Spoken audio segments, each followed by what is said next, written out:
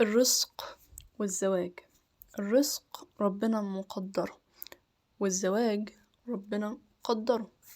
الرزق ربنا مقدره. هل ده معناه ان انت تنام؟ لا، معناه ان انت تسعى وانت مطمن.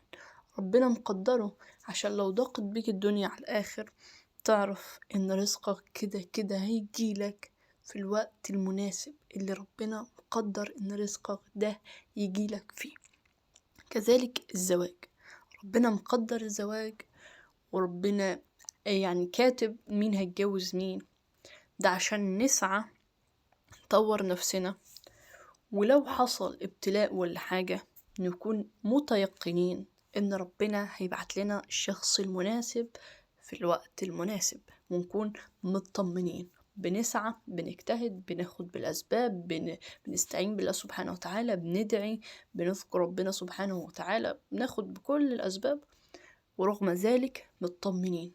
جوانا سلام نفسي وسلام داخلي واطمئنان داخلي ان ربنا سبحانه وتعالى هيدينا ويعطينا في الوقت المناسب، في الوقت اللي ربنا مقدره. ولأن الحياة دي ابتلاء أصلا، وفيها والإنسان خلق في كبد، فوارد إننا نتأخر عن حاجة أو حاجة تتأخر عننا أو هكذا. يعني الحاجة التالتة اللي أنا عاوزة أتكلم فيها هي السحر. السحر اتذكر في القرآن عشان الإنسان يسعى إنه يحصن نفسه، وابتلاء برضو لشرور الخلق. يعني ربنا سبحانه وتعالى يريد أن يقيم الحجة.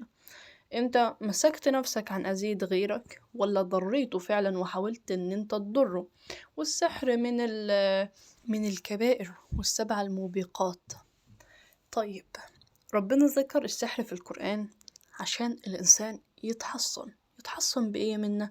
بذكر الله سبحانه وتعالى، بالقرآن، بالصلاة، بالحاجات الجميلة دي كلها اللي هي عبادة لله سبحانه وتعالى. غير كده الإنسان ما يخافش ولا يقلق. ربنا قالك اعمل كذا وكذا وخليك عارف قل لن يصيبنا إلا ما كتب الله لنا. بس أنا حصنت نفسي، قرأت أذكاري، صليت، دعيت ربي سبحانه وتعالى، ماشي تمام، انتهى. عشان تمشي مطمن في الحياة.